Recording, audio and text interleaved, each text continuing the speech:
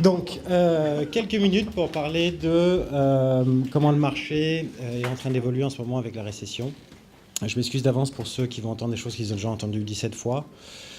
Mais c'est que le monde a changé, ce qui n'est pas la nouvelle du jour. En revanche, nous, ce qu'on constate depuis la fin de l'année dernière, en début de cette année, c'est une espèce d'accélération du changement qui est assez puissante et qui vient, comme d'habitude, on est habitué maintenant depuis plusieurs années, qui vient essentiellement du consommateur plus que de l'industrie, ce qui est toujours quelque chose d'un peu inquiétant. Mais on voit bien qu'on a une grosse fragmentation des audiences. On verra des chiffres un peu plus détaillés plus tard. Mais essentiellement, on voit bien que le prime time a violemment changé.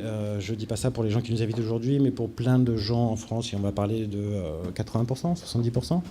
Le réel prime time, c'est une page blanche et qui écrit un moteur de recherche dessus, ou leur page Facebook, etc. C'est-à-dire qu'on a des audiences en ligne aujourd'hui qui sont nettement plus significatives que celles qu'on retrouve en télévision, qui étaient jusqu'à maintenant les audiences les plus importantes, et sachant que c'est un peu du passé, et que globalement, en plus, ces audiences sont récurrentes, mais elles sont extrêmement fragmentées, c'est-à-dire qu'on a du mal à redégager des carrefours d'audience.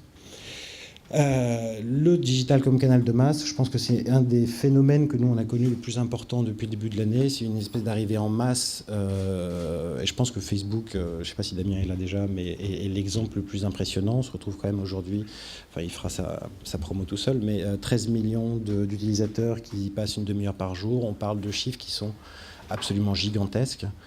Et pour les gens qui, comme moi, travaillent depuis assez longtemps dans l'industrie digitale, on n'est plus en train d'essayer de justifier le pourquoi du comment. Il y a quelques personnes qui sont passées sur le digital, mais on est en train d'essayer de trouver des moyens pour faire en sorte qu'on puisse mettre ça au service des annonceurs.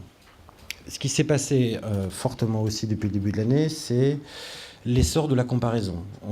L'effet principal de la récession a été une montée en flèche de l'ensemble des chiffres de comparaison online, que ce soit, bon, on était habitué pour les voitures et pour les voyages, mais sur l'ensemble des services comparables, on voit une montée en flèche extrêmement forte et on voit des changements de parcours d'achat. C'est-à-dire que les consommateurs ont globalement changé leur façon d'acheter.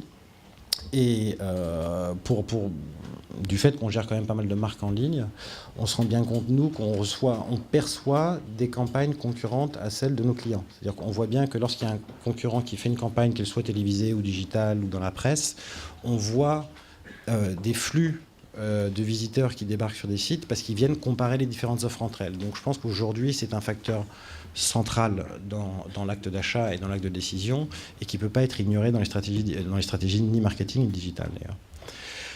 Le point qui reste extrêmement valable et qui s'aggrave de jour en jour, et la récession et la crise des élites d'une façon générale n'a pas aidé, c'est qu'on est dans des taux de rejet de la publicité traditionnelle qui atteignent plutôt des sommets, puisqu'on en est à 12 ou 13% des gens qui font confiance à la publicité, ce qui n'est pas rassurant pour notre industrie, pendant que 78 ou 80% font confiance à leurs copains, leur connexion sur Facebook ou ce qu'ils lisent écrit par d'autres consommateurs. Donc on est face à une vraie crise de modèle, en tout cas de la pub traditionnelle, et l'influence des autres consommateurs est quelque chose qui est extrêmement important, donc assez au point en termes de mécanique, en termes d'influence, mais je pense qu'aujourd'hui des phénomènes comme les réseaux sociaux, mais aussi des phénomènes comme la recherche comparative en utilisant l'opinion d'autres consommateurs est quelque chose qui est en train de faire évoluer la donne extrêmement fort.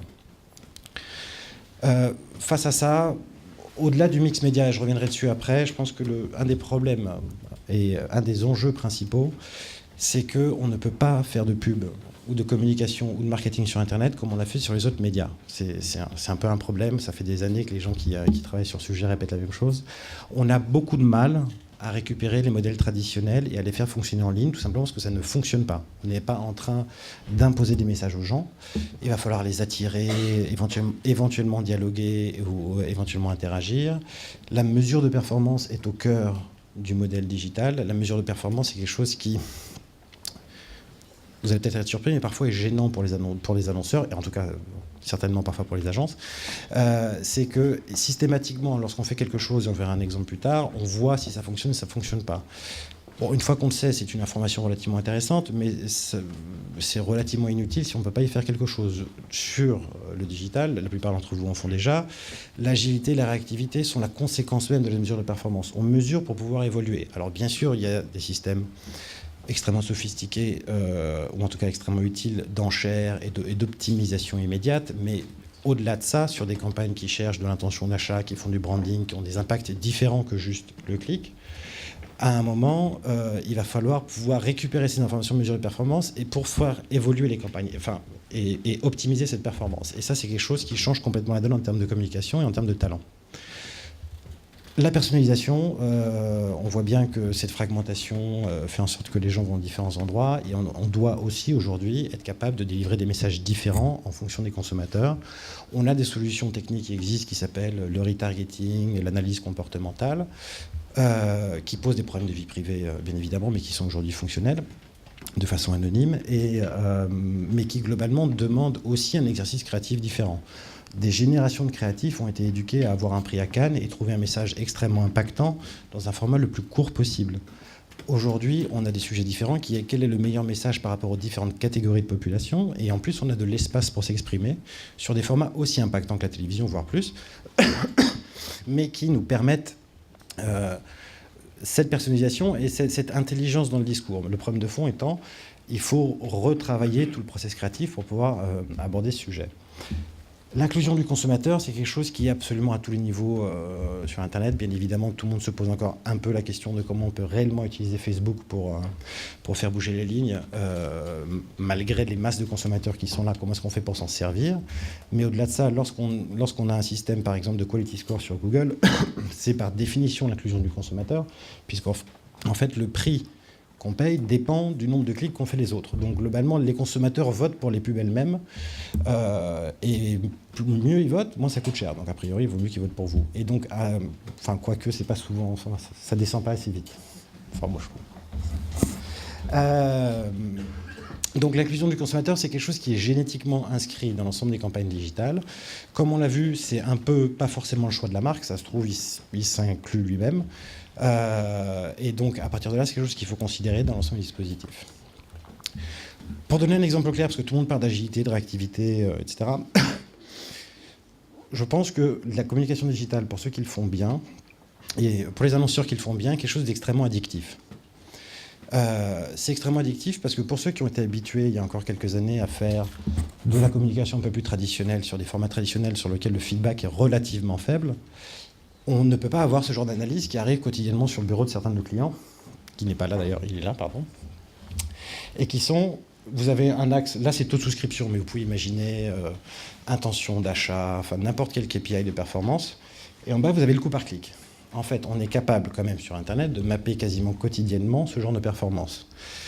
Ça a l'air d'être relativement banal, mais en fait, vous vous rendez compte que la patate jaune là, elle coûte aussi cher aux annonceurs que la patate rouge qui est en haut. Sauf que la patate rouge qui est en haut, elle transforme à, on va dire en moyenne à 0,8%, et la patate du bas à 0,2%. Pourtant, le coût du clic est le même. Donc on a beaucoup d'annonceurs qui disent « mais c'est formidable Internet, j'arrive à gérer mon coût du clic ». Le problème de fond, c'est que si on ne gère pas ce qui se passe derrière, on n'est pas capable de savoir ce qui se passe réellement. Puis une fois qu'on le sait, le problème de fond, ça reste quand même, soit j'arrive à faire migrer mes petits points jaunes du bas vers le haut, soit je les coupe. Et il faut être capable de réagir extrêmement rapidement. Donc quand on parle d'agilité, l'agilité c'est pour boucher les trous d'une campagne ou pour l'optimiser en permanence, et c'est pas uniquement d'avoir un reporting trimestriel. On est sur, j'en parlerai dans 2 secondes, sur le lancement de grosses campagnes pour la grande conso. Okay, je pense que la grande conso est une partie de l'industrie qui a été le plus secouée par la crise. Il y a des vrais problèmes de consommation sur certaines grosses marques. Et pour certaines d'entre elles qui cherchent des nouvelles marges de manœuvre, se disent, bon, peut-être que sur le digital, je vais réussir à trouver, maintenant qu'il y a de la masse, des vraies marges de manœuvre en termes de coût en contact, agilité, intelligence. Donc on a lancé les premiers tests. Donc pour ceux qui ne sont pas spécialistes du secteur, un test, ça veut dire que quand vous êtes en campagne télé nationale, on va couper la campagne télé nationale sur une ville comme Tours ou Brive ou Poitiers. Et sur cette zone-là, on va faire quelque chose d'autre pour voir la différence d'impact entre les deux, puisque ces villes sont représentatives du reste de la France en plus petit, la France en miniature. Et on vient de lancer une campagne de ce que nous on appelle Alternative TV, qui est de dire on a coupé les campagnes télé traditionnelles, on a fait une campagne de télé alternative en pur digital, segmentée, plusieurs spots de suite, etc., sur une de ces villes. Bien évidemment, les résultats sont super positifs, hein, mais je reviendrai dessus plus tard, c'était par définition. On a eu les résultats médias, c'est-à-dire couverture, GRP, etc., le jour même, en fait. Enfin, la campagne a duré une semaine, donc tous les jours, on avait l'ensemble des reportings. Le reste des reportings de vente en grande surface sont arrivés 4 semaines plus tard. Donc, à un moment, quand on dit que ça change le modèle, on ne peut pas